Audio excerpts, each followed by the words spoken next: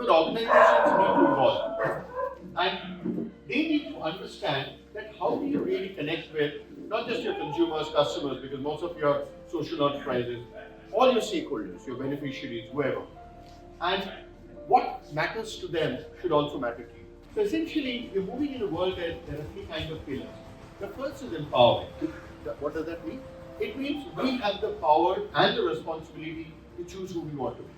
All of you in this room because you've chosen to be. You've chosen to be social entrepreneurs. The second thing is, why are you doing what you're doing? Because I think deep down, and this is a very important thing, we are all searching for meaning. So the first and the most important person that we are answerable to is ourselves. And I think that is where that search for meaning has become a very important part of our lives. But I think more and more of us actually want to get engaged. Some companies are trying to look beyond that. They are trying to break out of the trap by saying that, does my organization have a unique meaning and purpose? So it is about an organization not known for what you do, but what it believes in. What is the central search for meaning that you have come to, which now gets everybody together saying that we all believe in the same thing, that is why we are part of the organization.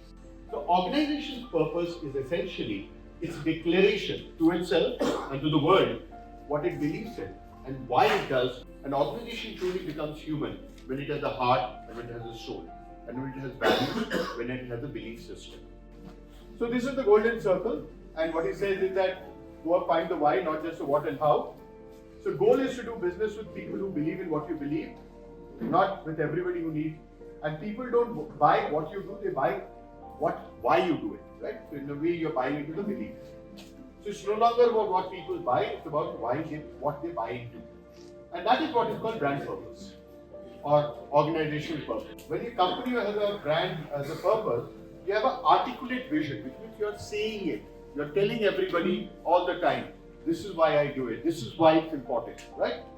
It's a noble cause that will inspire others. Now, what are some of the benefits of defining the purpose to all its stakeholders? One, it gives you competitive advantage, because when you have a product advantage, your competitors can copy. I have a mobile phone which has the longest lasting battery. 3 months from now, somebody else can have another even longer lasting battery. That is not something which is sustainable. But if you own a why and you are the first one who's articulated it, then और कोई आपसे आसानी से छीन नहीं सकता. Then you become the custodian of that why. Now, what are the criteria for identifying an effective organizational purpose? Here are some. One is, it should be relevant. Relevant not just to you, but to the people, your stakeholders. Two is, it has to be inspiring. It can't be very boring. Be differentiated. Are you saying something that no one has said before? Or thinking in a way that no one has thought like? And that can be differentiated, inspiring and relevant. And be authentic. Are you saying it because it sounds nice? Are you saying it because you genuinely believe it and you're willing to dedicate your life? And you have to be credible.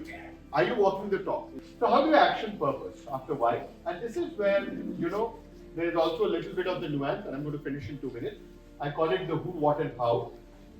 So you have to look at who are your stakeholders. You have to understand the concept called materiality, I'll explain it. And use that to prioritize.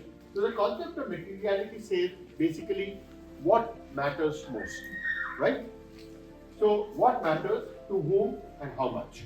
There's a concept called materiality map, and there are two axes. One is whatever you're doing, what is the impact on your business. The other is what do your stakeholders care about. So this is where your purpose is not your alone. You're now refining a purpose, also looking at it from the interests of all your stakeholders. And something that is high on your stakeholder concern and also high in terms of impact on your business is something that you have to focus most of your time and energy. Sometimes purpose is that filter through which you can see more clearly and saying, these are the things I need to prioritize.